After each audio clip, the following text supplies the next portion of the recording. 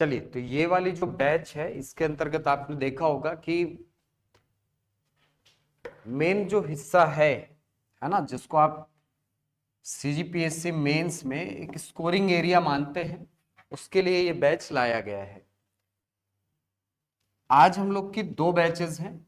एक तो ऐसा बैच है जिसमें आप उन सब्जेक्ट्स को पढ़ते हैं जिसमें आप ज्यादा से ज्यादा स्कोर करते हैं। इसके अंतर्गत आप देखेंगे कि पेपर 1 है, पेपर 1, इसके अलावा पेपर 2 है, और एक है आपका पेपर नंबर 4।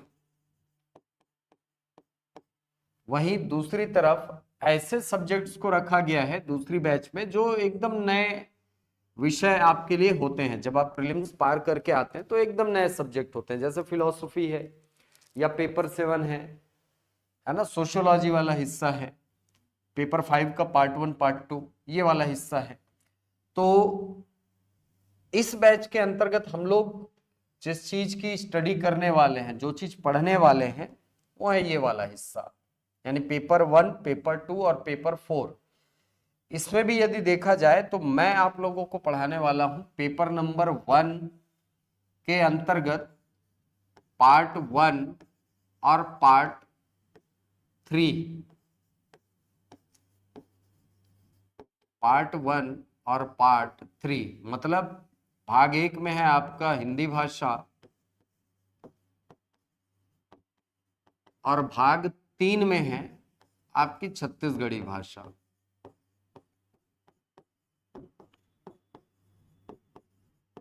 ये दो हिस्से, ठीक है।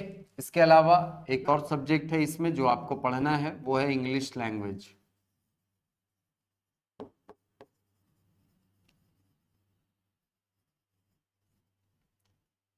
पार्ट 2 के अंतर्गत आपको पढ़ना है निबंध, यानी सॉरी पेपर 2 के अंतर्गत आपको पढ़ना है एसे। तो एसे का क्या फॉर्मेट होना चाहिए, कैसे लिखा जाता है, कौन से आंकड़े डालने चाहिए, कौन सा निबंध कैसे शुरुआत करना चाहिए, क्योंकि निबंध पढ़ने के भी बहुत सारे तरीके होते हैं। तो उस पे जब सर क्लास लेंगे तो वो आपको डिटेल में इसकी जानकारी देंगे। पेपर 4 के अंतर्गत यदि आप देखें तो अभी आपने साइंस वाले हिस्से को टच किया है ना, जो पहली क्लास आपकी हुई है उसमें साइंस वाले हिस्से को आपने शुरू किया है। इसके अलावा मैथ्स वाला हिस्सा भी आपका प्योर यहां से कंप्लीट किया जाएगा। ये वाला हिस्सा ऐसा है जहां से आप ज्यादा से ज्यादा स्कोर कर सकते हो। इसका रीजन ये है कि आप जब 2018 से, यानी जब से सिलेबस चेंज हुआ है, तब से लेकर के यदि वर्ष 2024 तक के पेपर को देखते हैं तो आपको ये अनुमान होता है, ये आप ये इस निष्कर्ष पर पहुंचते हैं कि इन सभी वर्षों के पेपर में जो सिलेक्शन दिलाने वाला पेपर है ना, सिलेक्शन दिलाने वाले जो सब्जेक्ट्स हैं, वो एक तो है पेपर नंबर 1, पेपर नंबर 2 और पेपर नंबर 4। ये 3 में बहुत अच्छा स्कोर किया जा सकता है। तो यदि आप सिलेक्शन के लिए जा रहे हैं तो बिल्कुल आपको इन तीनों पेपर को इग्नोर नहीं करना है। भले आप साइंस बैकग्राउंड वाले हो, चाहे आपकी हिंदी बहुत अच्छी हो, चाहे आपकी गणित बहुत अच्छी हो, लेकिन इग्नोर आप किसी भी हिस्से को नहीं करेंगे, ये बात ध्यान रखेंगे, ठीक है। आपको इनको एकदम रेगुलर प्रैक्टिस में बना करके रखना है, और इतना रखना है कि अगर यहां से क्वेश्चन आए तो आप यहां से क्वेश्चन को अच्छे से डील कर पाए। न केवल आप उसको डील कर पाए बल्कि अच्छे से डील करना जरूरी है, क्योंकि ये ऐसे हिस्से हैं ना जहां पर एकदम माइनर मिस्टेक में भी नंबर कटते हैं। ये भी बात है, हिंदी में अगर आप मात्राओं की गलतियां करते हैं तो 2-4 को तो वो सह लेगा, लेकिन उसके बाद वो नंबर काटना चालू कर देता है, ठीक है। तो हर हिस्से को अपने को इतना तैयार करना है कि हम यहां से मैक्सिमम जितना हो सके वो निकाल करके ला सके। अब इन तीनों सब्जेक्ट्स को पढ़ने की स्ट्रेटजी अलग अलग है, तीनों का अप्रोच अलग अलग है एकदम। मैं बात करूंगा पेपर नंबर 1 पर। तो पेपर नंबर 1 के अंतर्गत हम लोग चूंकि हिंदी भाषा शुरू करने वाले हैं, तो हिंदी भाषा को पढ़ने का अप्रोच क्या होगा इस पे हम लोग पहले बात करेंगे, क्योंकि अभी जो समय है वो बेसिकली मेंटरिंग का ही समय है, ठीक है। क्योंकि इस समय पर यदि आप ये सोचेंगे कि एक एक चीज को, हर चीज को एकदम जैसे प्राइमरी के बच्चों को पढ़ाया जाता है वैसा पढ़ाया जाए, तो वो आप खुद समझते हैं, है ना, वो आपके टाइम को वेस्ट करना होगा। और ये इतना क्रूशियल टाइम है, ये जो अभी आपके लगभग 75 से 80 दिन जो रहते हैं, ये इतने क्रूशियल होते हैं कि ये आपको सिलेक्शन करा के दे भी सकता है, और अगर लापरवाही किए तो यही लापरवाही आपको बाद में भुगतनी पड़ सकती है। तो आपको इस बात को ध्यान में रखना है कि अगर आप इन तीनों सब्जेक्ट्स को पढ़ रहे हैं तो बिल्कुल ऐसे पढ़ें कि हम यहां से ज्यादा आउटपुट निकाल सके कम समय में। ठीक है, तो हिंदी भाषा को पढ़ने का अप्रोच क्या होगा? देखिए, हिंदी भाषा को पढ़ने का अप्रोच ये कहता है कि जब आप सीजीपीएससी मेंस के लिए इसको तैयार कर रहे हैं, तो मेंस के लिए आप पूरे 100 नंबर के सिलेबस को 2 हिस्सों में बांटिए। हिंदी 100 नंबर की आने वाली है, 100 नंबर का 200 नंबर का प्रश्न पत्र है, उसमें से 100 नंबर की अकेले हिंदी है। हिंदी में सिलेबस को आप 2 हिस्सों में बांट करके देख सकते हैं। 2 हिस्सों में बटा है सिलेबस। कौन सा 2 हिस्से? पहले भाग में हम रखते हैं व्याकरण को, व्याकरण वाले भाग को, और दूसरे भाग में रखा जाता है थ्योरी वाले पोर्शन को, यानी जो केवल और केवल मेंस में है, जो प्रीलिम्स का हिस्सा नहीं रहा है, इसको हम लोग अलग से रखेंगे। ठीक, व्याकरण के अंतर्गत अभी तक देखा गया है कि पूरा सिलेबस जो है इन्हीं 2 भागों में बटा हुआ है। ठीक, व्याकरण से लगभग 55 से 60 नंबर के क्वेश्चन आते हैं। 55 से 60 अंक के प्रश्न व्याकरण वाले हिस्से से आते हैं। वहीं 40 से 45 अंक के जो प्रश्न है वो पूछे जाते हैं थ्योरी वाले हिस्से से। ठीक है, तो यहां से आप इस चीज को समझिए कि अभी जो आपने प्रीलिम्स में पढ़ा होगा हिंदी, वो आपका वेस्ट नहीं होगा। ठीक है, हाँ, उसको अब मेंस के हिसाब से ढालने की आपको जरूरत पड़ेगी। असल में प्रीलिम्स में होता यह है कि हमारा दिमाग जो है वो एक पैटर्न में सेट हो जाता है। क्या होता है पैटर्न? सर 4 विकल्प देखेंगे तो वहां से तो अंदाजा लगा ही लेंगे कि इसका आंसर ये होगा, है कि नहीं?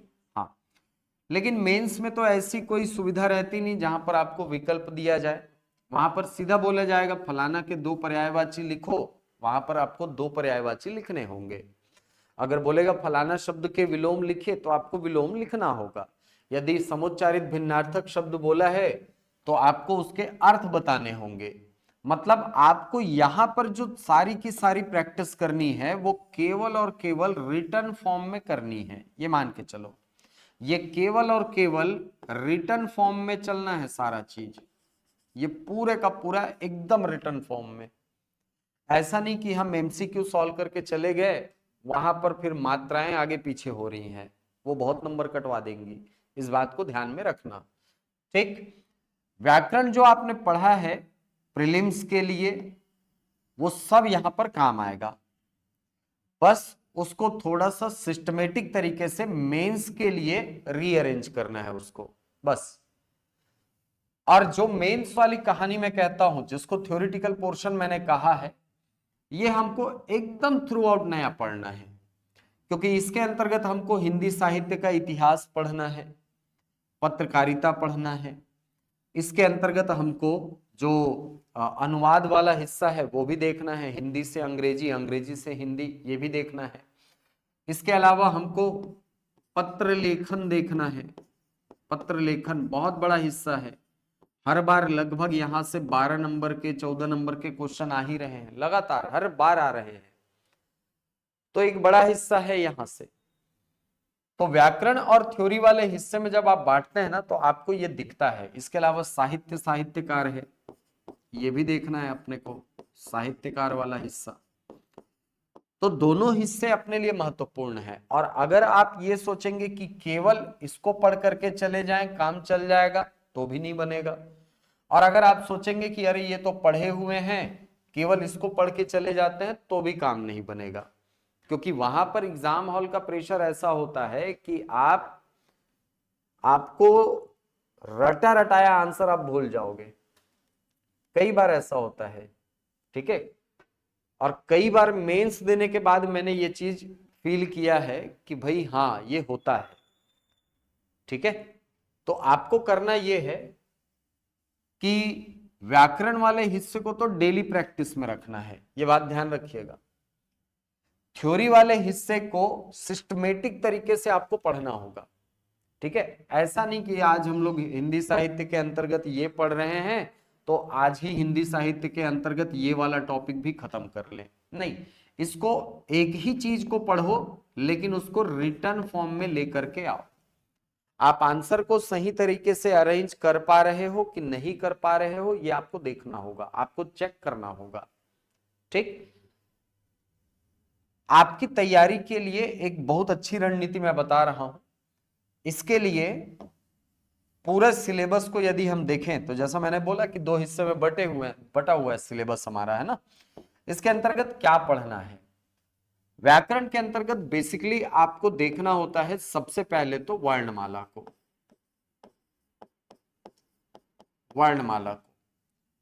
वर्णमाला पढ़ने के बाद, अब वर्णमाला भी ऐसा नहीं कि केवल वर्णों को जान लिए कि इतने वर्ण होते हैं, इतने स्वर होते हैं, इतने, उससे काम नहीं चलेगा। वर्णमाला के अंतर्गत आपको 3-4 चीजों को बहुत अच्छे से तैयार करना होता है जहां से क्वेश्चन आते हैं। ये 3-4 चीजें क्या हैं? तो सबसे पहले तो है इसमें परिभाषाएं। परिभाषाएं बहुत महत्वपूर्ण हो जाती हैं। ऐसा इसलिए बोल रहा हूं क्योंकि आपके प्रश्न पत्र की शुरुआत ही परिभाषाओं से है। आप क्वेश्चन पेपर देखेंगे तो क्वेश्चन पेपर की शुरुआत ही परिभाषाओं से होती है, तो परिभाषाओं को आप इग्नोर नहीं कर सकते। दूसरा, आपको वर्णों को जानना होगा कि किस वर्ण को क्या कहा जाता है, उसका नाम क्या है और उसका वो नाम क्यों है, ठीक है। कुल मिलाकर देखा जाए तो जब आप परिभाषाओं को अच्छे से पढ़ेंगे तो ये चीजें क्लियर हो जाती हैं। तीसरी बात, आपको इसमें देखना है वर्णों का उच्चारण स्थल। ये 1 नंबर का क्वेश्चन हर बार का रहता है। उच्चारण स्थल पूछ लेता है फलाने वर्ण का उच्चारण स्थल क्या है, या बोल देता है कि तालु से उच्चारित होने वाली ध्वनियां कौन कौन सी हैं, ऐसा भी आता है क्वेश्चन। तो इसको अपने को अच्छे से तैयार करना है। और क्या तैयार करना है सर? तो इसके अंतर्गत अपने को तैयार करना है अन्य वर्णों को। बहुत सारे ऐसे वर्ण हैं जिनको हमको देखना है, ठीक है। तो ये सारी चीजें जब आप पढ़ोगे तब आपकी वर्णमाला वाला हिस्सा कंप्लीट होगा। वर्णमाला पढ़ने के बाद फिर आते हो शब्द रचना में। वर्ण के बाद वही हिस्सा आता है शब्द रचना। शब्द रचना के अंतर्गत 4 टॉपिक्स आते हैं। एक तो टॉपिक है इसमें संधि, एक टॉपिक है उपसर्ग, एक टॉपिक है प्रत्यय और एक टॉपिक है समास। ये 4 टॉपिक, ठीक। संधि पढ़ने का अप्रोच, उपसर्ग पढ़ने का अप्रोच, प्रत्यय पढ़ने का अप्रोच, समास पढ़ने का अप्रोच प्रीलिम्स से बहुत ज्यादा अलग है। क्यों अलग है? क्योंकि अभी तक जब भी आप प्रीलिम्स के लिए संधि पढ़े होंगे या किसी अन्य एग्जाम के लिए संधि पढ़े होंगे तो वहां पर आपके पढ़ने का पैटर्न कुछ ऐसा रहा होगा कि सर जैसे मान लीजिए सूर्योदय शब्द दिया है, इसका संधि विच्छेद क्या होगा, 4 विकल्प आपको दिया है, इसमें से एक विकल्प का आपको चयन करना होता है ना। मान लो अगर कोई कठिन शब्द है, ठीक है, कोई कठिन शब्द दे ही दिया, जैसे मान लो लिखा है ऐसा दुष्परिणाम, इस शब्द में क्या उपसर्ग है, ये क्वेश्चन दे दिया आपको। तो आपको यहां पर 4 विकल्प दिया रहता है जिसमें एक का चयन करना होता है। ये प्रीलिम्स को या वनडे एग्जाम को डील करने का तरीका है। मेंस में ऐसा नहीं है। मेंस में अगर आप देखेंगे तो मेंस में संधि से ही 2 टाइप के क्वेश्चन आते हैं। संधि से ही 2 टाइप के क्वेश्चन हैं। कैसे? एक, पहले टाइप के क्वेश्चन में आपको 2 शब्द देगा और बोलेगा कि भाई इसको जोड़ो, ठीक है। और ऐसे करके कम से कम 3-4 शब्द देगा और बोलेगा निम्नांकित शब्दों में संधि करो। ठीक है, संधि करो प्लस संधि का नाम लिखो, संधि का नाम लिखिए, ये क्वेश्चन रहेगा। ठीक, तो जब तक आपको संधियों को तोड़ना नहीं आएगा तब तक आप ऐसे क्वेश्चन को बना नहीं सकते, ये पहली बात। दूसरी बात, आपको क्वेश्चन देता है ऐसा संधि से ही, संधि से ही आप क्वेश्चन देखिएगा कि आपको क्वेश्चन देगा ऐसे, शब्द देगा और बोलेगा फलाना शब्द का विच्छेद करके संधि का नाम लिखो, विच्छेद करना है और संधि का नाम लिखना है। ऐसा एक पैटर्न संधि से ये भी आता है। ठीक, अब प्रीलिम्स में एक और क्या होता है, जैसे मान लो सूर्योदय शब्द है ना, सूर्योदय शब्द में संधि पूछा है, तो संधि में वो कैसा देता है विकल्प, दीर्घ दीर्घ स्वर संधि है कि गुण स्वर संधि है कि व्रियण स्वर संधि है कि वृद्धि स्वर संधि है, ऐसा देता है विकल्प।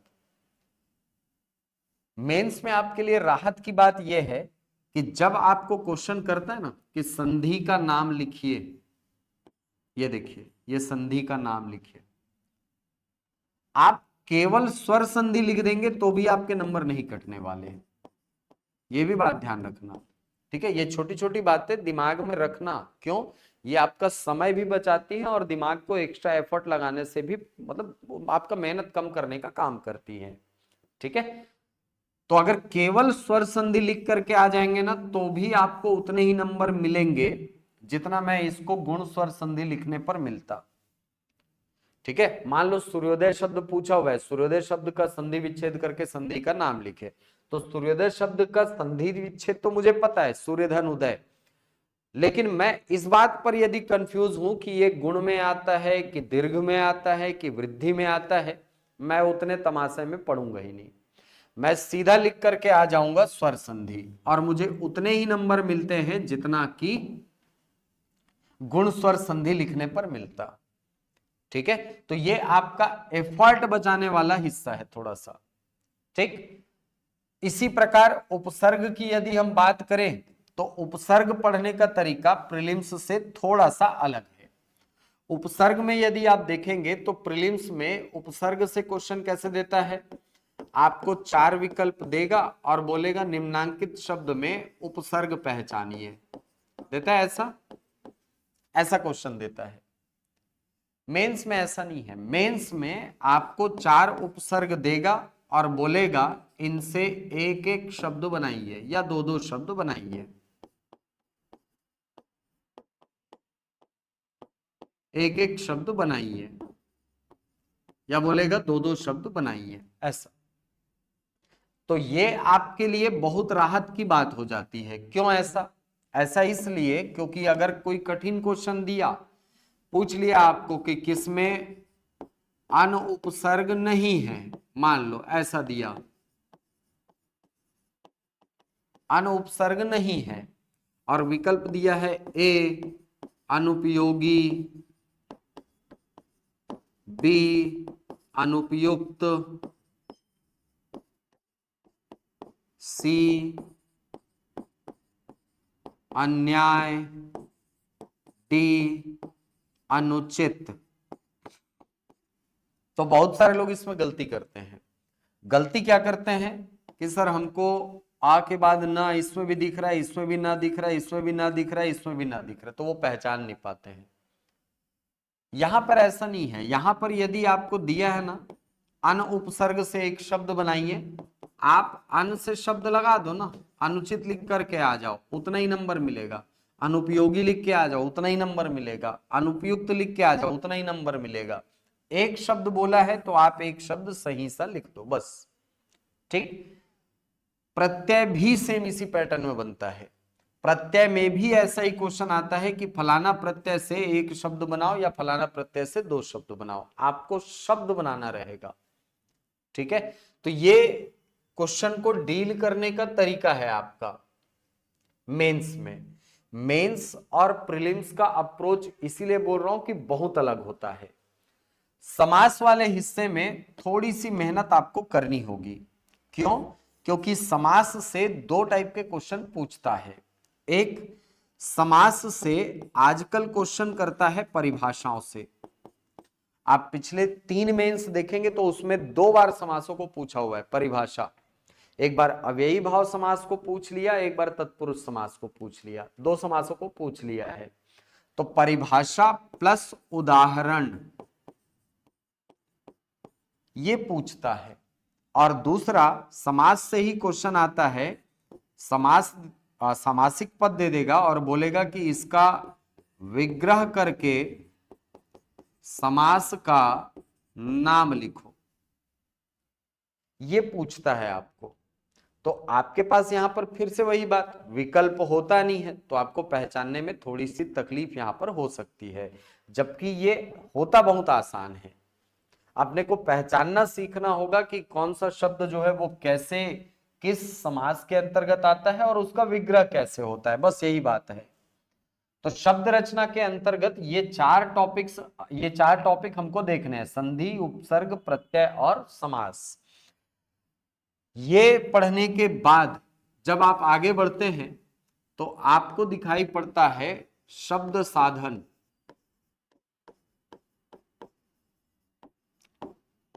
शब्द साधन के अंतर्गत आपको अलग अलग हिस्सों को तैयार करना होता है। कैसे? क्योंकि शब्द साधन में ही आप पढ़ते हैं तत्सम तद्भव, इसी के अंतर्गत आप पढ़ते हैं रूढ़, यौगिक और योग रूढ़ शब्द। रूढ़, यौगिक, योग रूढ़ शब्द, इनको पढ़ते हैं आप। इसके अलावा आप इसी में पढ़ते हैं इस हिस्से को संज्ञा, सर्वनाम, विशेषण, क्रिया। इसी प्रकार क्रिया विशेषण, संबंधवाचक, समुच्चयवाचक, विस्मयादि बोधक।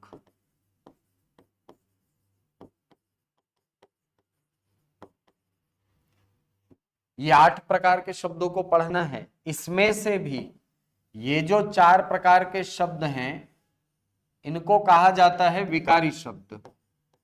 ये विकारी है। तो क्वेश्चन करता है कि विकारी शब्द क्या होते हैं, विकारी शब्द क्या होते हैं, ये कितने प्रकार के होते हैं, उदाहरण सहित समझाओ। ठीक है, अब ये क्वेश्चन बन सकता है बड़ा, 4 नंबर का, 6 नंबर का बनता है क्वेश्चन। ऐसा इसलिए बोल रहा हूं क्योंकि मेंस में ये वाला हिस्सा क्वेश्चन बन चुका है। ये वाला हिस्सा, इसको बोला जाता है अविकारी शब्द या इन्हें ही कहा जाता है अव्यय। और ये बना हुआ है क्वेश्चन 4 मार्क्स का, 2019 क्वेश्चन बना हुआ है। 2019 में अवयवों के प्रकार पूछा था। ठीक है, तो एक तो हमको इंडिविजुअल इन सब को तैयार करना होगा, इंडिविजुअल सबको तैयार करना होगा। अब इसको तैयार करने का अप्रोच क्या होता है? इसको तैयार करने के लिए आपको 2 चीजों को ध्यान रखना होता है। सबसे पहली चीज परिभाषाएं। सबसे पहली और सबसे महत्वपूर्ण चीज है परिभाषा। जितने प्रकार के शब्द आपको दिख रहे हैं इन सब की परिभाषा सर्टेन लिमिट में लिखने आना चाहिए। ठीक है, दूसरी बात, अपने को इनके प्रकार और उदाहरण, इनके बिना तो कोई काम नहीं चलना है। इस बात को ध्यान में रखिए। अगर आपको किसी भी चीज की परिभाषा पूछा है तो परिभाषा बस को लिख के नहीं आना है, परिभाषाओं के साथ प्रकार और उदाहरण बाकायदा उल्लेखित करना है कम से कम। ठीक है, या अगर केवल परिभाषा आपको पूछा है तो कम से कम उसके साथ हमको उदाहरण देना अनिवार्य है। ठीक है, अगर प्रकार पूछा है तो जितने प्रकार होते हैं इन सब के वो हमको पता होने चाहिए। ठीक, क्यों ऐसा बोल रहा हूं, क्योंकि इसके प्रकार में जाकर के कई बार क्वेश्चन करता है। कैसे क्वेश्चन करेगा, जैसे जैसे क्रिया विशेषण है तो क्रिया विशेषण में ये क्वेश्चन कर देगा कि रीतिवाचक क्रिया विशेषण क्या है, उदाहरण सहित समझाइए। सीजीपीएससी मेंस 2021, रीतिवाचक क्रिया विशेषण क्या है, उदाहरण सहित समझाइए। तो अगर आप इतनी गहराई तक जाकर के नहीं पढ़े हैं तो इस क्वेश्चन को डील नहीं किया जा सकता। आप अगर केवल क्रिया विशेषण पढ़ करके चले गए हैं तो फिर वो तकलीफ हो जाएगी आपको मेंस में, एग्जाम हॉल में। तो अपने को इस बात को ध्यान में रखना है कि चीजों को उसके प्रकारों तक और प्रकारों से उसके उदाहरण तक खींचना है। ऐसा नहीं कि हम केवल परिभाषा पढ़ करके चले गए हैं, नहीं, ये काम नहीं करना है। परिभाषाओं के साथ उदाहरण भी चाहिए, उदाहरण के साथ उसके प्रकार भी चाहिए। ठीक है, तो ये सारे शब्दों के इनकी परिभाषाएं, इनके प्रकार और इनके उदाहरण, ये हमको देखना है। ठीक, अब अगली चीज है शब्द साधन पढ़ने के बाद देखिए, यहां से आप प्रीलिम्स में एक टॉपिक पढ़ते हैं शब्द रूप का। शब्द रूप नाम से एक टॉपिक पढ़ते हैं। शब्द रूप में बेसिकली 3 टॉपिक आते हैं, लिंग, वचन और कारक, ये 3 टॉपिक आते हैं। ठीक है, अब प्रीलिम्स में तो इसका भरपूर स्कोप है, क्योंकि वहां पर 4 शब्द देकर के आपको पूछता है कि फलाना शब्द जो है वो मतलब फलाना में से स्त्रीलिंग शब्द पहचानो या पुल्लिंग शब्द पहचानो, या एक वचन में प्रयुक्त होने वाला शब्द पहचानो या बहुवचन में प्रयुक्त होने वाला शब्द। ये सीधे सीधे क्वेश्चन बनता है। मेंस में अभी तक यहां से कोई उल्लेखनीय प्रश्न नहीं बना है। ठीक है, लेकिन इसको एकदम से इग्नोर मत कीजिएगा। इसके अंतर्गत कम से कम आप एक तो इसमें तैयार कर लेना परिभाषाओं को, दूसरा तैयार कर लेना प्रकारों को। अब सबको पता है लिंग 2 प्रकार के, वचन 2 प्रकार के, है नहीं, वो संख्या याद रखनी है। और तीसरी चीज, कम से कम कुछ कुछ 2-2 ठो उदाहरण अपने पास होने चाहिए। पुल्लिंग के 2 उदाहरण, स्त्रीलिंग के 2 उदाहरण, एक वचन में प्रयुक्त होने वाले शब्दों के 2 उदाहरण, बहुवचन में प्रयुक्त होने वाले शब्दों के 2 उदाहरण। तो ये उदाहरण हमको देखना है। कारक की यदि मैं बात करूं तो कारक बहुत इंपॉर्टेंट टॉपिक है, और इस बार पता नहीं मुझे क्यों लग रहा है कि वो कारक से एक आध क्वेश्चन देने वाला है। पिछले बार प्रश्न पत्र की शुरुआत यहीं से हुई थी। क्वेश्चन आया था एक, जहां तक मुझे याद है, करण कारक से, नीता पेन से लिखती है, इसमें कौन सा कारक है, ऐसा कुछ क्वेश्चन आया था, है ना। तो वो करण कारक था, उत्तर है उसका। तो हमको यहां पर से एक तो परिभाषाओं को तैयार करना ही है, साथ में हमको पहचान पता होना चाहिए कि कौन सा कारक किस रूप में प्रयुक्त होता है। ठीक है, ठीक है, उसने बहुत आसान सा प्रश्न दे दिया, लेकिन हर बार सरल हो आवश्यक तो नहीं है नहीं, हर बार सरल ही देगा जरूरी थोड़ी है। हो सकता है वो उसके मन में कुछ और हो, वो कठिन देना चाहता हो अगली बार, इसलिए पिछली बार सरल दिया था, ये भी हो सकता है। ठीक है, तो इसके परिभाषा और इसके पहचान ये हमको देखना है। इसके बाद एक टॉपिक आपको इसमें देखना है, निपात। निपात क्या होता है, कितने प्रकार का होता है, वो आगे जाकर के देखेंगे निपात क्या होता है। ठीक, ये पूरा हिस्सा मिल करके देखा जाए ना तो ये परिभाषा वाला जो हिस्सा है ना, ये यहां से कंप्लीट हो जाता है। हाँ, इसके अलावा यदि वो पूछेगा तो वो लेकर के चला जाएगा आपको वाक्य में, और वाक्य के अंतर्गत वाक्य के जो भेद हैं, है ना, वाक्य के, एक तो पूछ सकता है वाक्य के आवश्यक तत्व कौन कौन से हैं, तो 6 जो आवश्यक तत्व होते हैं वो हमको देखना है। दूसरा हमको देखना है वाक्य के अंग कौन कौन से हैं, और तीसरा देखना है वाक्य के प्रकार कौन कौन से हैं। वाक्य के जो 6 आवश्यक तत्व हैं उसमें नाम आता है, जैसे सार्थकता सबसे पहला आवश्यक तत्व, दूसरा पदक्रम ये दूसरा आवश्यक तत्व है, तीसरा है योग्यता, चौथा है आकांक्षा, पांचवा है आसक्ति या निकटता, आसक्ति या निकटता, और छठा होता है इसमें अन्वय। तो हो सकता है कि वो गहराई तक जाने के चक्कर में इनकी परिभाषा पूछ ले, जैसे जैसे वो पूछ सकता है कि किसी वाक्य में निकटता या आसक्ति का क्या आशय होता है, या अन्वय का क्या अर्थ होता है, वो क्वेश्चन कर सकता है। 1 नंबर का क्वेश्चन बनेगा, उदाहरण सहित अपने को समझाना रहेगा। ठीक, तो एक यहां से क्वेश्चन बनता है। वाक्य के अंग से क्वेश्चन आने की संभावना कम होती है, लेकिन चूंकि ये व्याकरण का हिस्सा है तो इसमें हमको दोनों अंगों को पढ़ना होगा, यानी उद्देश्य क्या होता है, विधेय क्या होता है, ये अपने को देखना होगा। ठीक, प्रकार के अंतर्गत जो मैं अप्रोच अभी तक सीजीपीएससी का समझ पाया हूं, यहां से क्वेश्चन 8 प्रकार के जो वाक्य होते हैं वहां से पूछता है।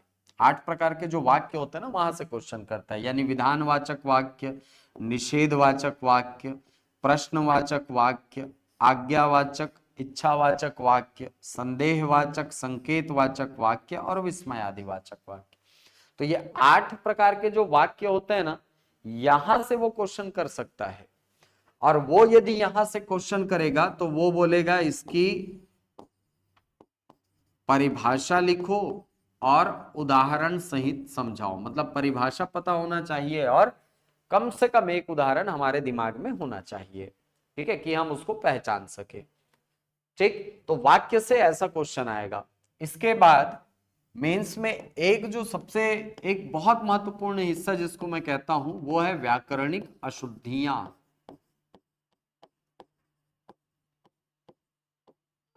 व्याकरणिक अशुद्धियां, व्याकरणिक अशुद्धियों से 2 टाइप के क्वेश्चन आते हैं। एक तो आता है शब्द की शुद्धि से और दूसरा आता है वाक्य की शुद्धि से, और दोनों मिल करके मान करके चलिए कम से कम 6 मार्क्स के क्वेश्चन बनाते हैं। बहुत बड़ा होता है इतना नंबर, है नहीं, 6 नंबर मतलब बहुत है हिंदी में। ठीक है, तो 6 मार्क्स के क्वेश्चन शब्द शुद्धि और वाक्य शुद्धि मिला करके आते हैं। कभी कभी ये आंकड़ा 8 नंबर तक भी पहुंचा है, ये भी ध्यान रखना, तो हल्के में लेना नहीं है इस भाग को, इस हिस्से को हल्के में मत लेना। 8 नंबर का क्वेश्चन पूछा हुआ है यहां से, जनरली आता है यहां से 6 नंबर का क्वेश्चन। 6 नंबर तो कहीं नहीं गया है यहां से, अगर आप सही से पढ़ रहे हो तो। ठीक है, मतलब उसका यदि सही से पेपर बनाने का, पैटर्न बनाने का मन है तो वो 6 नंबर से नीचे तो देता नहीं है, ये अपने दिमाग में रखना है। और क्या आता है सर मेंस में, तो और क्वेश्चन यदि आप देखें तो अब देता है वो पर्यायवाची, पर्यायवाची 2 से 4 नंबर तक का क्वेश्चन। इसके अलावा विलोम 2 से 4 नंबर का क्वेश्चन, विलोम शब्द। इसके अलावा अनेक शब्दों के लिए एक शब्द,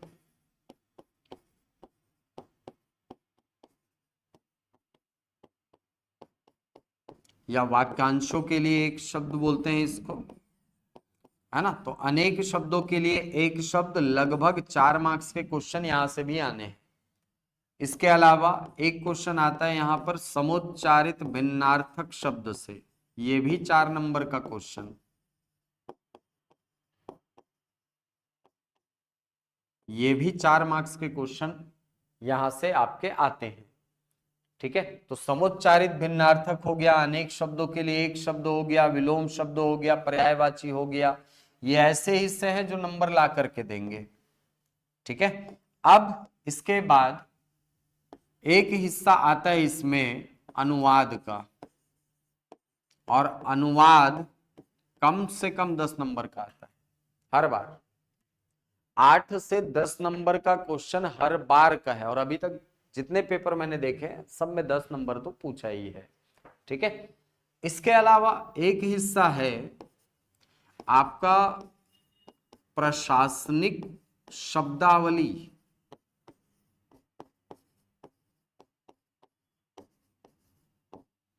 प्रशासनिक शब्दावली, अब ये जो प्रशासनिक शब्दावली है ना, इसको पूछने के दो तरीके होते हैं। एक तरीका तो होता है कि आपको अंग्रेजी का शब्द देगा और पूछेगा कि इसका हिंदी समानार्थी बताओ, या दूसरा आपको प्रशासनिक शब्दावलियों को वाक्य में लगा करके देता है और बोलता है कि इसको अंग्रेजी में अनुवाद करो।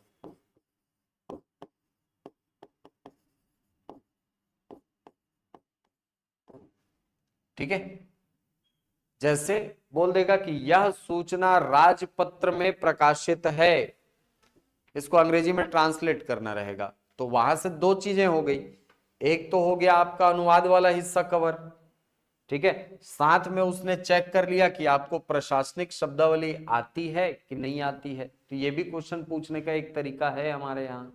ठीक है, ये पूरा हिस्सा मिलाएंगे जब आप, ये पूरा हिस्सा जब आप मिलाते हैं तब आपका 50-55 से लेकर के, मतलब 50 से लेकर के 55 नंबर तक का सिलेबस बनता है, 55 से 60 नंबर तक का सिलेबस आपका बनता है। ठीक है, ये पूरा हिस्सा मिलकर के। ठीक है, तो यहां से मेंस के दृष्टिकोण से अगर मैं देखूं ना, तो व्याकरण वाले हिस्से में एक तो मुझे क्या दिखाई पड़ता है सर, इसमें मुझे एक चीज तो ये दिखाई पड़ता है कि मुझे बहुत ज्यादा फोकस करना है किस पर, परिभाषाओं पर। दूसरा दूसरा इनके उदाहरणों पर। तीसरा प्रकारों पर, प्रकारों पर। ठीक है, परिभाषा, उदाहरण, प्रकार। और चौथा जो हमको मेहनत करना है वो है सर शब्दकोश में, अपने वोकैब को बढ़ाना पड़ेगा। ठीक है, और जितना ज्यादा वोकैब विस्तारित होगा हिंदी उतनी अच्छी होती चली जाएगी। ठीक है, तो ये चार चीजें जो हैं ये इस पूरे हिस्से का निचोड़ है। पूरे हिस्से का निचोड़ जो है ये इन्हीं चार शब्दों में समाहित है, इन्हीं चार शब्दों में, परिभाषा, उदाहरण, प्रकार, शब्दकोश। शब्दकोश के अंतर्गत, शब्दकोश में इसलिए बोल रहा हूं इसको, इसका मतलब ये मत सोचना कि हमको डिक्शनरी से पढ़ना पड़ेगा चीजों को, नहीं नहीं। शब्दकोश कहने का मतलब है कि अपने शब्द के कोश में विस्तार करना है अपने को, अपने शब्द के कोश में। अब इसको पढ़ने के लिए आप पर्यायवाची पढ़ते हो, इसी को पढ़ने के लिए अनेक शब्दों के लिए एक शब्द पढ़ते हो, इसी को विस्तारित करने के लिए समुच्चारित भिन्नार्थक शब्द पढ़ते हो, है कि नहीं। इसी को पढ़ने के लिए आप विलोम शब्दों को पढ़ते हो, है कि नहीं। तो ये शब्दकोश का विस्तार है, और क्वेश्चन के पैटर्न के हिसाब से हमारी तैयारी होनी चाहिए, ये बात ध्यान रखिएगा। ठीक है, ऐसा नहीं कि हम जब पर्यायवाची पढ़ने के लिए बैठे, तो पर्यायवाची तो बहुत सारे हैं सर, कैसे पढ़े उसको। हम लोग क्या करते हैं, पर्यायवाची, जैसे आग का पर्यायवाची लिखा है तो देखो यहां से दो चीजों से बचना, इसके सामने लिखा होगा अग्नि, पावक, अनल, दाह,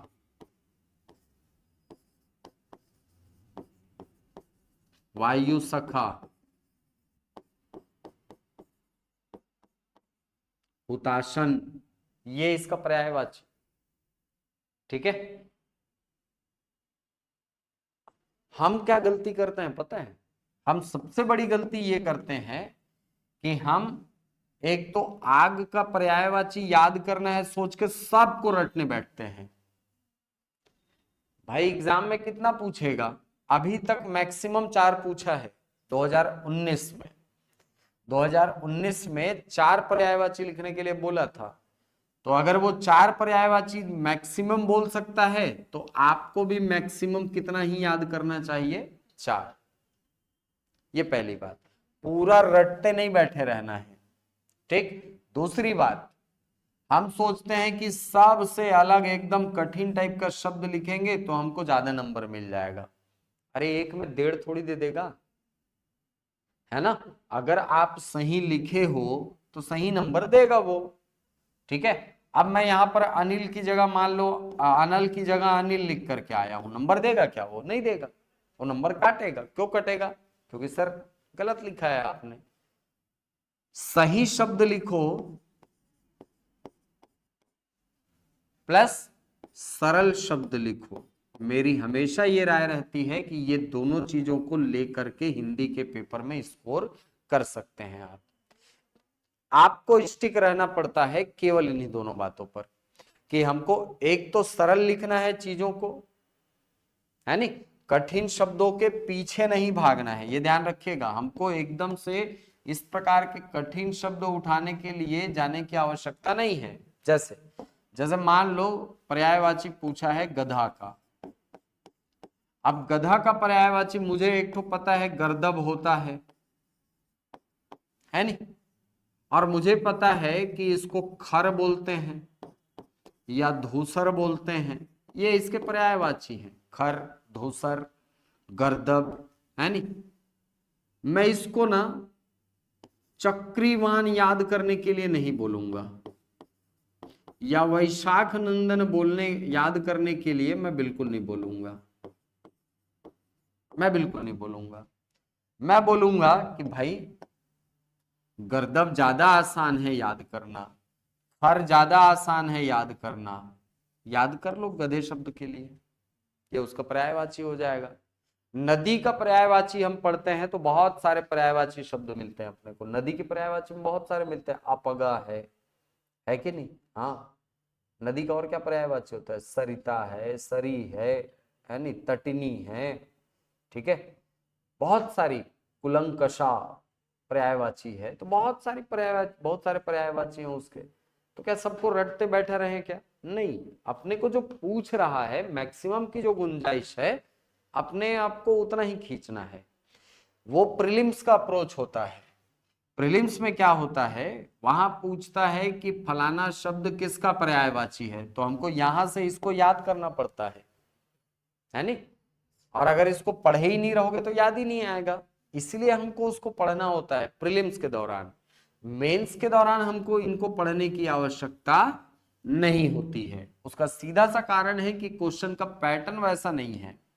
क्वेश्चन का पैटर्न साफ कहता है फलाना शब्द के 2 पर्यायवाची लिखो, फलाना शब्द के 4 पर्यायवाची लिखो। कई बार तो 1 पर्यायवाची लिखने के लिए भी बोला है नहीं। मैक्सिमम गया है वो कहां तक? 4 तक। 4 के ऊपर आज तक नहीं पूछा, और मुझे संभावना भी नहीं दिखती कि 4 के ज्यादा पूछेगा वो। ठीक है। तो पर्यायवाची को पढ़ने का तरीका ऐसा ही होना चाहिए। कोई किसी भी चीज का पर्यायवाची पढ़ो, एक सही हो और दूसरा एग्जाम हॉल तक याद रहे वो। ठीक है। ऐसा नहीं कि हम इसको याद करके चले गए हैं वैशाख नंदन गधे का पर्यायवाची है और वहां जाके याद ही नहीं आ रहा है क्योंकि कठिन है शब्द। ऐसा मत हो, इसको ध्यान रखिएगा। तो शब्द सरल हो, शब्द सही हो, बस इन दोनों चीजों की डिमांड आयोग आपसे करता है। ठीक है। और यहां से नंबर कटते भी नहीं है, एक सबसे अच्छी बात यह है। नंबर इसलिए नहीं कटते क्योंकि यहाँ पर तो एकदम फैक्चुअल चीज है ना, इसमें क्या ही नंबर काटोगे। अगर उसने बोल दिया कि भाई अग्नि के 2 पर्यायवाची लिखो, आप लिख के आ गए हो अग्नि पावक, सही है, कोई दिक्कत नहीं है। ठीक है। या नदी का पर्यायवाची पूछ लिया, या आकाश का पर्यायवाची पूछ लिया, कोयल का पर्यायवाची पूछ लिया, पेड़ का पर्यायवाची पूछ लिया। तो पर्यायवाची जो पूछ रहा है ना, उसको ध्यान रखना, वो पूछने के पैटर्न को देखो। वो बोलेगा फलाना शब्द के 2 पर्यायवाची बताइए, ये पैटर्न है उसका। तो अपने को एकदम रटने की आवश्यकता नहीं है। ठीक है। पढ़ना है बिल्कुल पढ़िए, कोई दिक्कत की बात नहीं है। लेकिन इस बात को हमेशा ध्यान रखिएगा कि आपका उद्देश्य जो है ना वो हिंदी में मास्टरी करना नहीं होगा। आपका उद्देश्य होगा हिंदी में ज्यादा से ज्यादा स्कोर करना।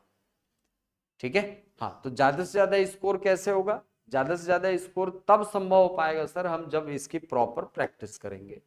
ठीक है, ये वाला जो हिस्सा है ना, जिसको मैंने कहा है कि 55 से 60 नंबर के क्वेश्चन यहाँ से आते हैं, आप मानेंगे नहीं, ये पूरे के पूरे 55 से 60 नंबर जो हैं ये केवल और केवल प्रीलिम्स में जो आपने पढ़ा है ना, ये लगभग उसी भाग की पुनरावृत्ति है, उसी भाग की।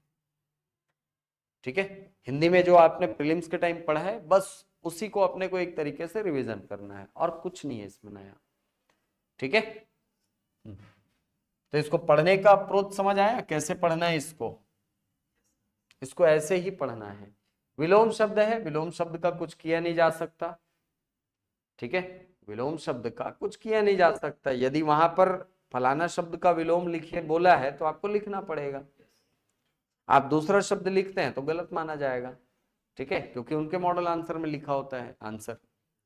ठीक, तो विलोम शब्द हो गए। ऐसे ही अनेक शब्दों के लिए एक शब्द, ये भी सेम ऐसे ही पढ़ाया जाता है, सेम ऐसे ही पढ़ा जाता है इसको, अनेक शब्दों के लिए एक शब्द को इसमें है। ये देखो, समुच्चारित भिन्नार्थक शब्द को भी पढ़ने का यही तरीका है।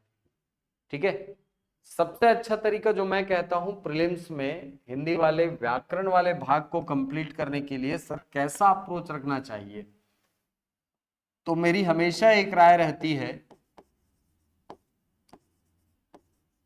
लिखकर पढ़ो। ये एकदम मूल मंत्र है हिंदी में स्कोर करने का। जब तक आप लिखेंगे नहीं तब तक आप सही मात्राओं से परिचित नहीं होंगे, और वही मात्राएं कई बार घातक हो जाती हैं। ठीक है, गोला लगा देता है, खैर इस बार तो गोला नहीं लगाया गया है, इस बार तो सीधे सीधे मार्किंग बस की गई है, वो राइट का चिन्ह भी नहीं है इवन। ठीक है, पहले आता था अब हट गया है। तो इस पूरे हिस्से को आप प्रैक्टिस के द्वारा, कैसे प्रैक्टिस करना है, लिख के प्रैक्टिस करना है, तो प्रैक्टिस द्वारा आप इसको अचीव कर सकते हो, अच्छा स्कोर ला सकते हो यहां से। ठीक, दूसरी तरफ आता है थ्योरेटिकल पोर्शन। अब इस थ्योरी वाले हिस्से में क्या क्या है इसको समझना। थ्योरी वाले हिस्से में सबसे पहली चीज जो है वो है हिंदी का विकास क्रम 2021 मेंस।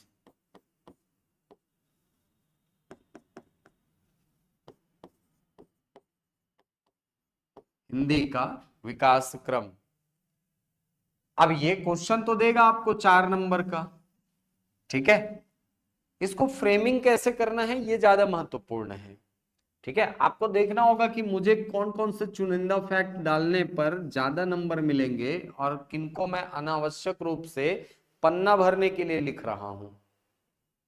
समझ आ रही बात। एग्जाम हॉल में आप दो ही काम करते हैं, यदि आपको आंसर आता है, अगर आपको आंसर आता है क्वेश्चन का तो आप अच्छे से उसको लिखते हो, डील करते हो। लेकिन जहां पर हमको नहीं पता होती हैं चीजें, वहां पर हम पन्ना भरने के लिए जाते हैं, है ना। और एक मजे की बात बता रहा हूं, केवल पन्ना बस यदि भर के आओगे तो नंबर कुछ नहीं मिलने वाला, हिंदी में तो एटलीस्ट नहीं मिलता। ठीक है, हाँ, आपको इस बात को समझना होगा, पन्ना भरने का नंबर नहीं है, आपको सही तरीके से लिखना जरूरी है। तो राइटिंग प्रैक्टिस आपकी वीकली होती रहेगी। ठीक है, आपको टेस्ट पेपर दिया जाएगा, उस टेस्ट पेपर को जो आप क्लास में पढ़े रहेंगे उसको लिखने की प्रैक्टिस अपने को करनी है। ठीक, 2 नंबर में कितने कितने लाइन होते हैं, 4 नंबर में कितने लाइन होते हैं, सब आपको बताया जाएगा। ठीक, चलो उसी के हिसाब से आपका आंसर शीट बनाएंगे हम लोग फिर। ठीक है, चलिए, तो ये हिस्सा जो है ये व्याकरण वाला था। तो हिंदी का विकास क्रम है। यहां पर आप यदि क्वेश्चन को पढ़े ना तो इसमें एकदम शानदार फ्लो चार्ट बनाया जा सकता है। बना सकते हैं कि नहीं, बना सकते हैं। एक एक स्लो वो देखा होगा सीक्वेंस आपने, संस्कृत, पाली, प्राकृत, अपभ्रंश, अवहट्ट, हिंदी, ये सीक्वेंस आप देखते हैं, है कि नहीं। आपको क्वेश्चन पढ़ने के बाद आंसर शीट में जगह चेक करना पड़ेगा कि भाई यहां पर मैं फ्लो चार्ट बनाऊंगा या बनाऊंगी। दूसरी तरफ मैं क्या करूंगा, ये जो मैंने चार्ट बनाया है या ये जो मैंने टेबल बनाया है, इसी चीज को मैं यहां पर डील कर दूं। ठीक है, ये डील करने आना चाहिए, आंकड़ों को देख करके अपने आप को डील करने आना चाहिए कि भाई हम उसको कैसा देखते हैं, ऐसा। और ये हर जगह काम आएगा यार, आपके इकोनॉमी में काम आएगा, आपके साइंस में काम आएगा। ये अप्रोच जो है ना, इसकी बात कर रहा हूं मैं, लिखने का अप्रोच। ठीक है, तो हिंदी का विकास क्रम बड़ा टॉपिक है, पढ़ेंगे इसको। इसी में से क्वेश्चन आ जाता है, हिंदी के विकास क्रम में ये 8 सीढ़ियां है ना, एक सीढ़ी को, ये 8 सीढ़ियां हैं है ना, इन इन इनमें से एक सीढ़ी को उठाएगा और पूछेगा कि भाई ये क्या होता है, इसको समझाओ। जैसे ये 8 सीढ़ियां हैं, वो बोल दिया कि चलो भाई बताओ अपभ्रंश क्या होता है, एकदम वन लाइनर फैक्ट। ठीक है, आप वन लाइनर फैक्ट के रूप में पढ़ के रखे हैं इसको, लेकिन अब उसको डील करना है, तो ये थोड़ा सा चैलेंजिंग हो जाता है। ठीक है, हाँ। तो हिंदी का विकास क्रम है, इसको भी सीखेंगे क्या होता है, कैसे होता है, पढ़ाऊंगा आगे जा करके। इसके बाद हिंदी का विकास क्रम पढ़ने के बाद एक हिस्सा आता है आपका हिंदी साहित्य का इतिहास।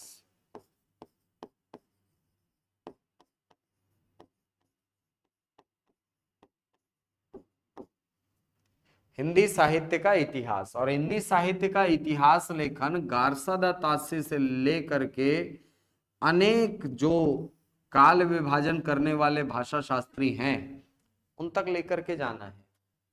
तो यहां से सबसे पहला प्रयास किया, आप नाम पढ़ते हैं गारसा दत्तासी, फिर आता है आपका ग्रियर्सन, है ना, मिश्र बंधु है, आचार्य रामचंद्र शुक्ल हैं, हजारी प्रसाद द्विवेदी हैं, इसके अलावा वो गणपति चंद्र गुप्त जी हैं।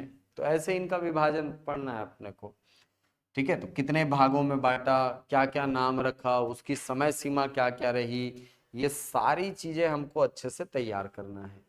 ठीक है, अब हिंदी साहित्य के इतिहास लेखन के को पढ़ने के बाद एक हिस्सा आएगा इसमें अनुवाद का, और अनुवाद दोनों हिंदी, दोनों पैटर्न में होता है, इंग्लिश से हिंदी और हिंदी से इंग्लिश। 5-5 क्वेश्चन देगा, बड़ा क्वेश्चन 10 नंबर का क्वेश्चन बनता है यहां से। यदि आपने इसको अच्छे से पढ़ा है तो ये 10 के 10 आपको मिल सकते हैं। ठीक है, अमूमन देते नहीं है, लेकिन फिर भी प्रयास तो अधिकतम का ही होना चाहिए। ठीक है, हाँ। इसके बाद एक हिस्सा आएगा आपके पत्र लेखन का। पत्र लेखन के अंतर्गत यदि मैं देखूं ना, तो पत्रों को शासकीय पत्र और अशासकीय पत्रों में बांटा जाता है। ठीक है, शासकीय पत्र और अशासकीय पत्रों में बांटा जाता है। तो सबसे पहले तो हमको यह समझना होगा कि शासकीय पत्र के अंतर्गत क्या आता है। दूसरा आता है अशासकीय पत्र। अशासकीय पत्र ये सरकारी कामकाज से संबंधित है, जबकि ये सामाजिक जीवन के लिए जरूरी है। अब पिता के द्वारा पुत्र को लिखा गया पत्र है, या भांजे के द्वारा अपने मामा को लिखा गया पत्र है, वो सब सामाजिक पत्र, वो सब अशासकीय पत्र हैं। ठीक, इसी में बीच की एक कड़ी आती है जिसको बोला जाता है अर्धशासकीय पत्र।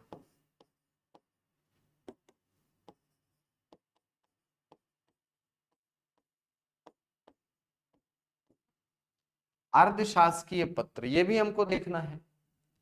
ये पढ़ने के बाद शासकीय पत्रों के अंतर्गत लगभग 12 से 13 प्रकार के पत्रों को हमको देखना है, जिसमें आपको देखना है अधिसूचना को, इसी के अंतर्गत आपको देखना है परिपत्र को, कार्यालयीन आदेश को देखना है, कार्यालयीन आदेश। इसके अलावा प्रपत्र पढ़ना है अपने को, प्रपत्र, परिपत्र पढ़ना है ना। अच्छा, परिपत्र हो गया है ना। इसके अलावा यदि देखा जाए तो ज्ञापन और विज्ञापन देखना है।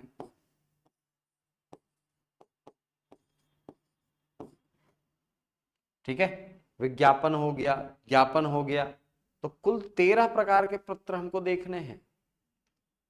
ठीक है, तो इनका क्या फॉर्मेट होता है, और दूसरी बात, स्पेस मैनेजमेंट करने के साथ हम अच्छा पत्र कैसे लिखें।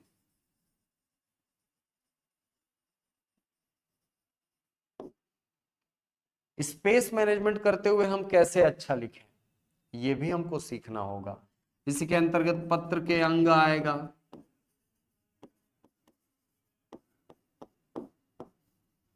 पत्र के अंग हो गया, कौन कौन से हिस्से होते हैं, किसमें कार्यालय का नाम रहेगा, किसमें नहीं रहेगा, किसमें प्रेषक के नाम का उल्लेख रहेगा, किसमें केवल प्रेषित ही रहेगा, ये सब आगे देखना पड़ेगा अपने को।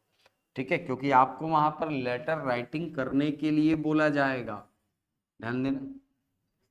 ठीक है, मेंस में यहां से जो क्वेश्चन आता है ना, वहां पर सीधा बोला जाता है, कि एक पत्र जारी करिए या एक पत्र लिखिए जिसमें फलाना फलाना जानकारी जो है ये दी गई हो या फलाना जानकारी चाही गई हो।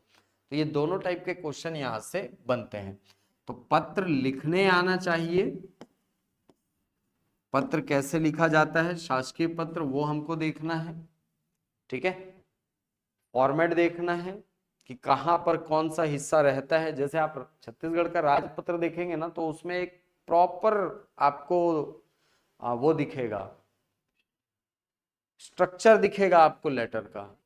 ठीक है, कि भाई यहाँ पर शुरुआत में प्रति लिखा है, यहाँ पर आदरणीय जैसे शब्द का प्रयोग हुआ है, तो सर ऐसा क्यों होता है, सवाल है नहीं। शासकीय पत्रों में तो सर हम ऐसा करते नहीं है, लेकिन ये वाले सरकारी पत्र में जो कार्यालयीन प्रयोग में हो रहा है, लाया जा रहा है, उसको आप, उसमें आप आदरणीय शब्द का प्रयोग कर रहे हैं। तो कब करते हैं, ऐसा नहीं है कि बिल्कुल नहीं किया जा सकता। आप अर्धशासकीय पत्रों में आदरणीय, माननीय, है ना, श्रद्धेय कर सकते हो प्रयोग। ठीक है, हाँ, थोड़ी सी औपचारिकता जो होती है वो शासकीय पत्र की तुलना में कम होती है अर्धशासकीय पत्र में, तो ऐसे शब्दों का प्रयोग संभव है। प्रिय मित्र कर सकते हैं प्रयोग। ठीक है, तो ये शासकीय पत्र है। इसके बाद एक हिस्सा है आपका अनुवाद का। अनुवाद, ये जो अनुवाद है ये दो हिस्सों में देता है। एक शब्द का अंग्रेजी पूछेगा, दूसरा वाक्य का ट्रांसलेशन पूछता है। ठीक है, अनुवाद में दो टाइप का क्वेश्चन बनता है, या तो शब्द को बोलेगा छत्तीसगढ़ी अनुवाद, इसमें हिंदी का शब्द देगा, बोलेगा इसका अंग्रेजी समानार्थी बताओ, या अंग्रेजी दे करके बोलेगा हिंदी का समानार्थी बताओ, यह हो जाता है। वाक्य के अंतर्गत आपको 4-5 ऐसे लाइन दिया होगा। ठीक है, अब इन्हीं 5 लाइनों में से 5 लाइनों को आपको अनुवाद करना रहेगा। अगर ये वाक्य अंग्रेजी में है तो इनको ट्रांसलेट करना पड़ेगा किसमें, हिंदी में, और यदि ये हिंदी में दिया है तो इसको ट्रांसलेट करना पड़ेगा अंग्रेजी में। तो दोनों डायरेक्शन में चलता है ये क्वेश्चन, और ये बहुत इंपॉर्टेंट है। मैं बोल रहा हूँ ना, 8 से 10 नंबर कहीं नहीं गया इससे, अनुवाद से। तो अपने को क्वेश्चन को एक बार देखना है, पुराने क्वेश्चंस को, कि सर यहाँ पर जब अनुवाद करने के लिए देता है तो उसका पैटर्न कैसा होता है। उस पैटर्न को जब तक नहीं पकड़ोगे तब तक आंसर गलत बनाओगे आप। ठीक है, हाँ, तो अंग्रेजी से हिंदी और हिंदी से अंग्रेजी, ये अनुवाद वाला हिस्सा। तो ये पूरा मिल करके आपका बनता है क्या, ये बनता है पूरा हिंदी का सिलेबस। ठीक है, साहित्यकार में कुछ साहित्यकारों को पूछ लेता है। ठीक है, फलाना की 4 ठो रचना लिखो, फलाना का साहित्य में योगदान बताओ, बन सकता है क्वेश्चन यहाँ से। अभी तक तो पूछा नहीं है वैसे योगदान बताने वाला, लेकिन बन सकता है। ठीक है, हाँ, तो हिंदी का सिलेबस इन दो भागों में बटा है, एक तो व्याकरण वाले हिस्से में और दूसरा थ्योरी वाले हिस्से में। थ्योरी वाला हिस्सा तगड़ा करने के लिए आपको आपको जो सबसे ज्यादा ध्यान में रखना है वो है, एक तो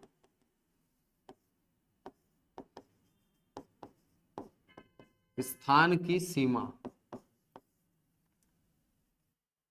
क्या मतलब वो सर? देखो समझना, आपको ना ऐसा नहीं है कि हिंदी का विकास क्रम लिखना है तो हिंदी का विकास क्रम लिखने के लिए, है ना, हिंदी का विकास क्रम जो है इसके लिखने के लिए आपको एकदम जैसे यूनिवर्सिटीज में मिलती है ना आंसर शीट, अपने हिसाब से नंबरिंग करते हो, वैसा नहीं होता। क्वेश्चन पहले से आपके आंसर शीट में छपा हुआ रहता है, प्रिंटेड रहता है।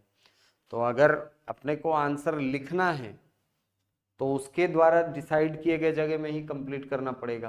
आप तो अलग से कुछ ऐड ऑन कर ही नहीं सकते उसमें, है ना। तो इस बात को ध्यान रखना कि जब हम क्वेश्चन को डील करने के लिए जाते हैं, खासकर इन हिस्सों को, तो हमको यहाँ पर स्पेस मैनेजमेंट करना बहुत जरूरी होता है, बहुत जरूरी है स्पेस मैनेजमेंट। जगह हम कैसे कम शब्दों में ज्यादा से ज्यादा बात कह सकते हैं, है ना। तो ये भी हमको सीखना होगा, ये भी सीखना होगा। तो पूरा सिलेबस दो भागों में बटा है, दिख रहा है अपने को, ठीक है। हाँ, अब एक अच्छी तैयारी की रणनीति क्या होगी सर? तैयारी की एक बढ़िया रणनीति बताओ। देखो, इस पूरी तैयारी के टाइम को, है ना, आपको ये मान करके चलना है कि ये जो 60-70 दिन मुझे मिले ना, वो केवल और केवल मेंस की तैयारी के लिए मिले हैं। मुझे और कहीं इधर उधर भागने की आवश्यकता नहीं है, ये सबसे पहले दिमाग में लाना। तो हम लोग का दिमाग बहुत चंचल है, इधर उधर भागता रहता है नहीं। हाँ, अब ये जो पूरा सिलेबस है हिंदी का, इसको क्या कीजिए, दो हिस्सों में बांट दीजिए, इसको दो हिस्से में बांट दीजिए। एक भाग में मैं कहता हूं कि रखिए उन चीजों को जिनको हमको डेली पढ़ना है,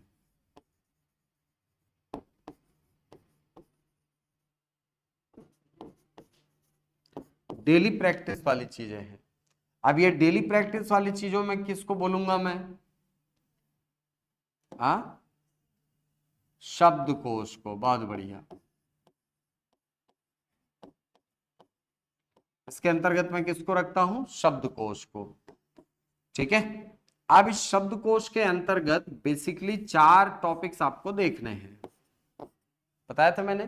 पर्यायवाची देखना है, विलोम देखना है, अनेक शब्दों के लिए एक शब्द देखना है, और समुच्चारित भिन्नार्थक शब्द देखना है, ये अपने को देखना है, ठीक। इस बार हो सकता है एक क्वेश्चन, जहां तक मुझे उम्मीद है, शब्द शक्ति से पूछेगा।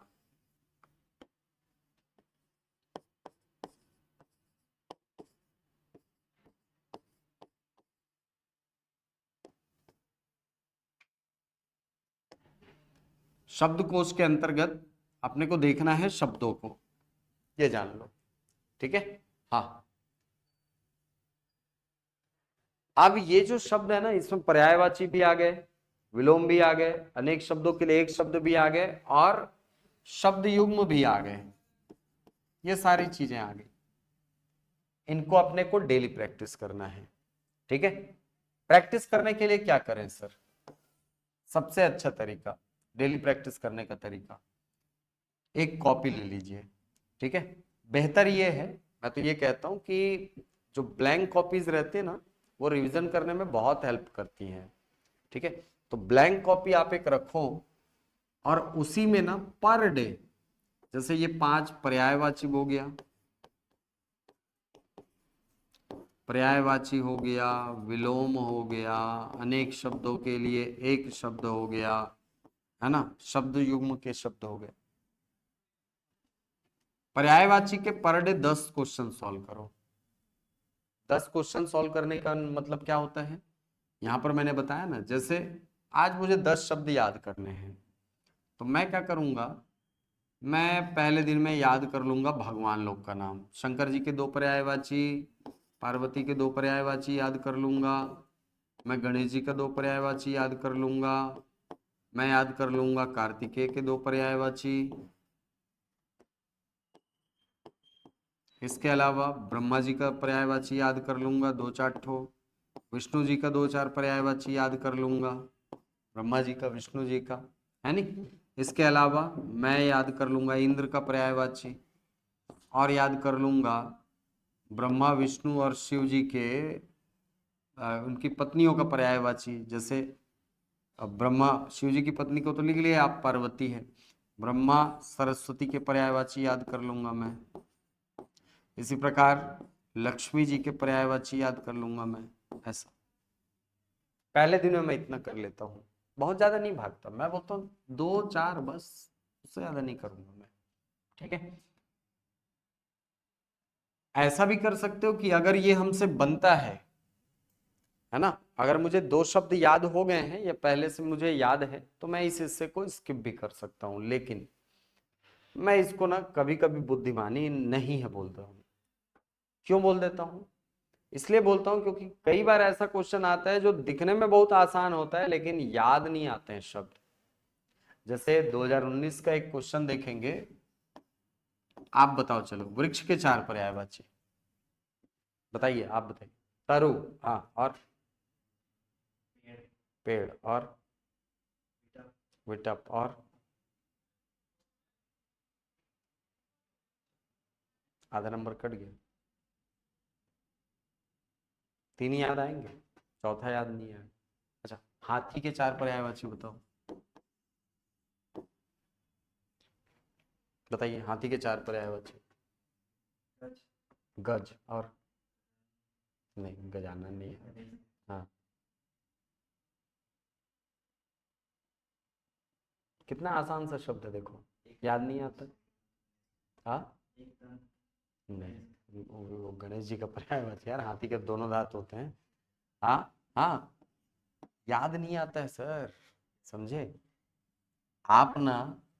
प्रीलिम्स में, इसीलिए मैंने कहा प्रीलिम्स में इसको पढ़ने का अप्रोच बहुत अलग होता है और मेंस में इसको पढ़ने का अप्रोच बहुत अलग होता है। क्यों अलग होता है? कारण सामने है कि नहीं?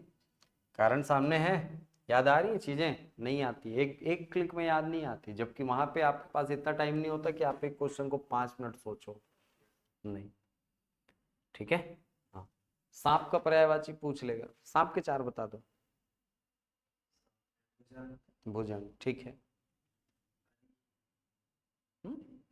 हरीश शत्रु को बोलते हैं। नाग, ठीक है। नहीं, विषधर, बहुत बढ़िया। और 3 याद आया है, फिर याद नहीं आ रहा ना, आधा नंबर कट गया। ये होती स्थिति, इसीलिए बोल रहा हूँ कि आप जब भी इस हिस्से को तैयार करें ना, इस हिस्से को जब भी तैयार करें तो लिख करके याद करो। ठीक है, बहुत ज्यादा टाइम लगना नहीं है, 1 2 3, 2 2 याद करना, मैं ये कहूंगा 4 भी नहीं बोलूंगा मैं, क्योंकि एक ही बार पूछा है 4। तो 2 पर्यायवाची अच्छे से याद करना। ठीक है, सरल, सरल, सही, बस ये 2 बातें। आप अगर ये करने के लिए जा रहे हो ना कि कठिन खोजने के चक्कर में यदि आपको ज्यादा टाइम लगाना पड़ रहा है तो मैं बोलूंगा भाई उस शब्द को छोड़। समझ आ रही बात? मुझे नहीं याद आ रहा है कि सांप का पर्यायवाची पन्नग भी होता है, मैं छोड़ दिया, है नहीं। हाँ, मुझे हाथी का पर्यायवाची कुंजर याद नहीं हो रहा है, छोड़ दो, दूसरा याद करो, गज याद कर लो, है नहीं। हाँ, दंती याद कर लो, आसान है याद करना, है कि नहीं। हाँ, वही मैं बोल रहा हूं कि आपको ना कठिन शब्दों के पीछे नहीं भागना है, सरल, सही, 2 बातें बस ध्यान रखनी है, ठीक है। और ये मैं कहूंगा आपके 7 पेपर में लागू होते हैं यार, ये 7 पेपर में लागू होता है।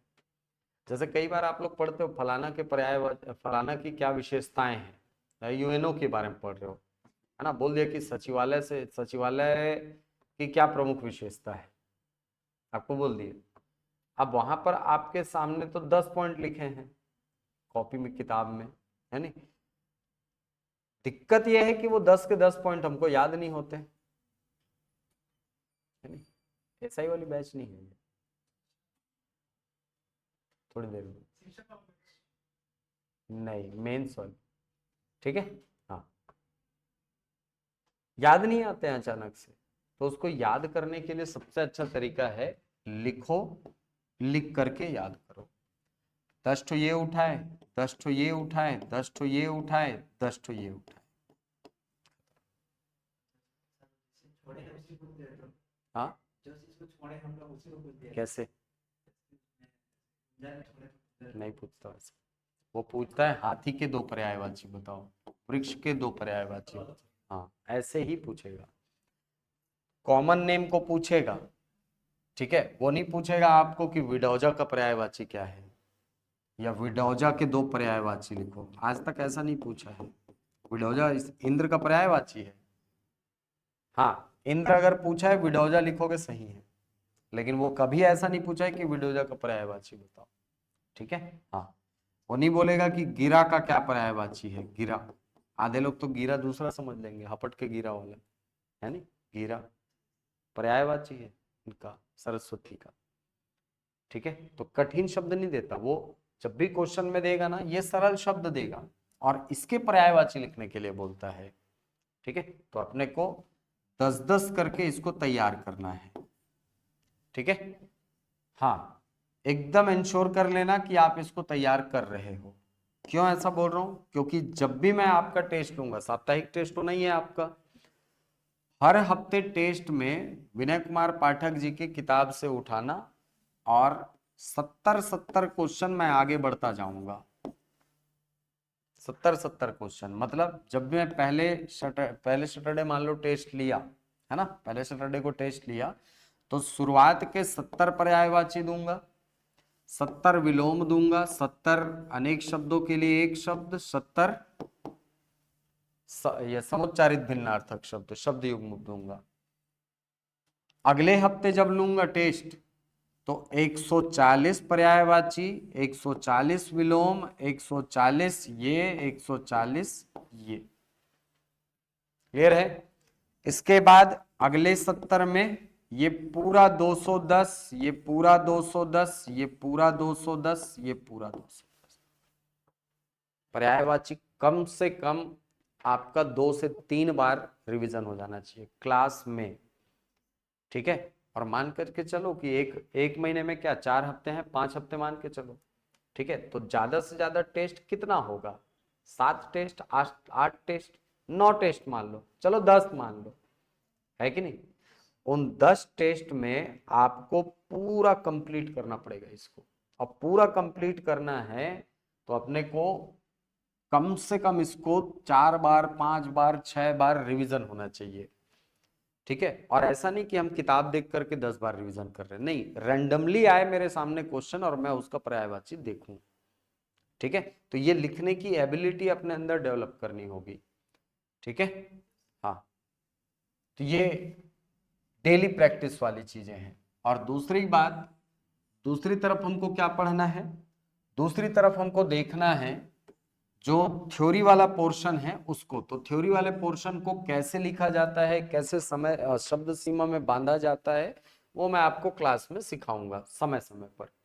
समय जब आएगा, जब उसको पढ़ना चालू करेंगे तो वो मैं आपको सिखा दूंगा, ठीक है। कैसे जो विभाजन है उसको कैसे लिखा जाता है, टेबल बनाना है कि नहीं बनाना है, कहाँ पर क्या फैक्ट अतिरिक्त रूप से लिखना है, वो मैं आपको बताता हुआ चलूंगा, ठीक है। तो पूरे सिलेबस में ये वाला जो हिस्सा ना, इसको प्रैक्टिस करते रहिए आप शुरू से, ठीक है। शुरू से प्रैक्टिस करते रहेंगे तो आखिरी में जा करके इसकी हड़बड़ाहट नहीं होगी। नहीं तो होता ये है कि हम पढ़ने में तो बहुत मशगूल हो जाते हैं लेकिन लिखने पे ध्यान नहीं देते हैं, और वही गलतियां होती हैं, ठीक है। तो लिख करके याद करोगे तो एक बार में बोझ बढ़ेगा भी नहीं, 10-10 करके करते रहोगे, 2 बार 3 बार क्या 5 बार रिवीजन हो जाएगा, ठीक है।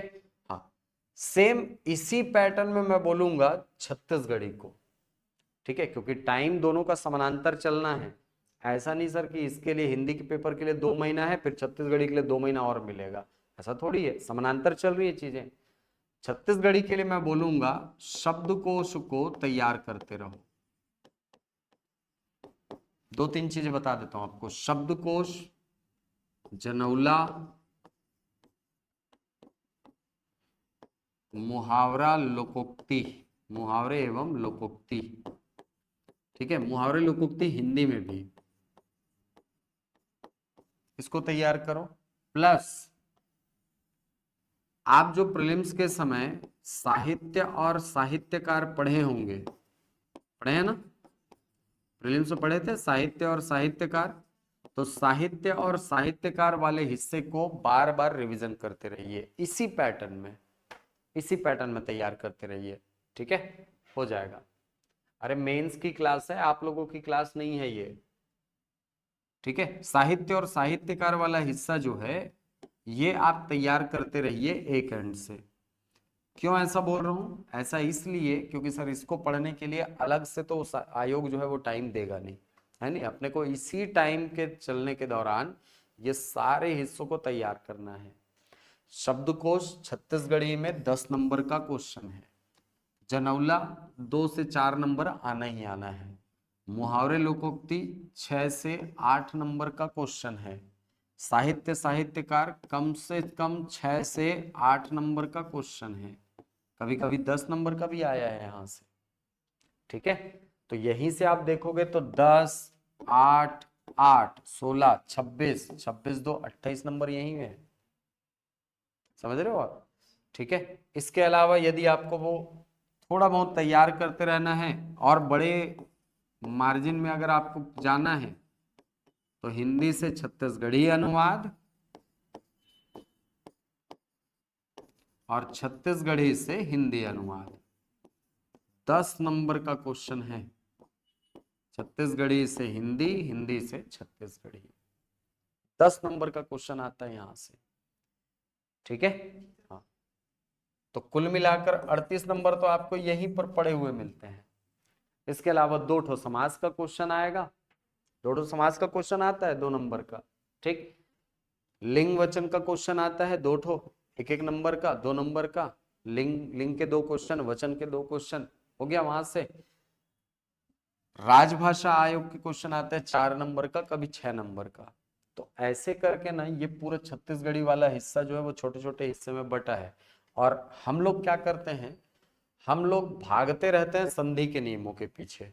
मेंस में आज तक क्वेश्चन नहीं आया वहां से, मेंस में आज तक क्वेश्चन नहीं आए हैं, तो मुझे लगता है उसके पीछे सर फोड़ने से ना कोई मतलब नहीं है। हाँ, पढ़ना जरूर, लेकिन इतना नहीं कि उसको सीखने के पीछे अभी पड़े हुए हो, नहीं, अभी उतना समय नहीं है, सीखने का समय था प्रीलिम्स के पहले, सीख जाते, सीख गए हो बहुत अच्छी बात है, अगर नहीं सीख पाए हो तो इन इन हिस्सों पे फोकस करो, ये ज्यादा नंबर देगा। उपसर्ग के क्वेश्चन आते हैं मेंस में, प्रत्यय के क्वेश्चन आते हैं, उसको पढ़ो ना।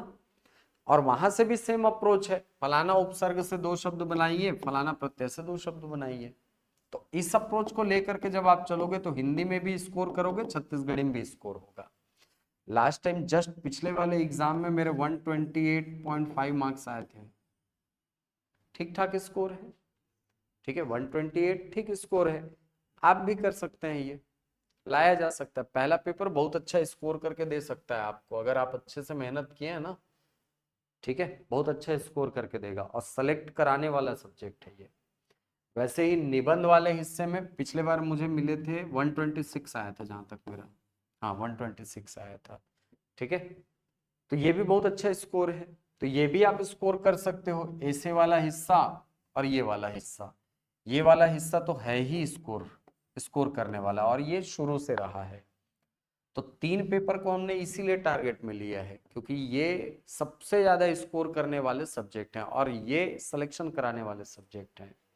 और पूरा 2018 से 2024 तक का इतिहास देख लो, जो सेलेक्ट हुआ है इन 3 सब्जेक्ट्स में उसने फोड़ा है, ठीक है। ये 3 सब्जेक्ट में खूब एक्स्ट्रा ऑर्डिनरी नंबर लेकर के आए तो उसका सिलेक्शन अच्छे रैंक पे हुआ, ठीक है।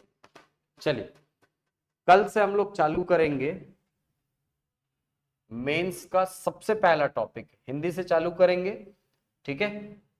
और उस अप्रोच को पकड़ेंगे जिससे कि आप ज्यादा से ज्यादा स्कोर कर सको, ठीक है, ज्यादा से ज्यादा आप स्कोर कर सको। आपको मैं क्लास में क्वेश्चन दूंगा, आप लिखिएगा, ठीक है। मैं शुरुआत में तो अभी आपको लिखते कैसे हैं वो सिखाऊंगा, उसके बाद फिर आपको जब क्वेश्चन दूंगा घर में बैठ करके लिखना, आंसर चेक करवाना, ठीक है। क्लास में भी लिखना है, घर में भी लिखना है, छोड़ना नहीं है इन सब्जेक्ट्स को।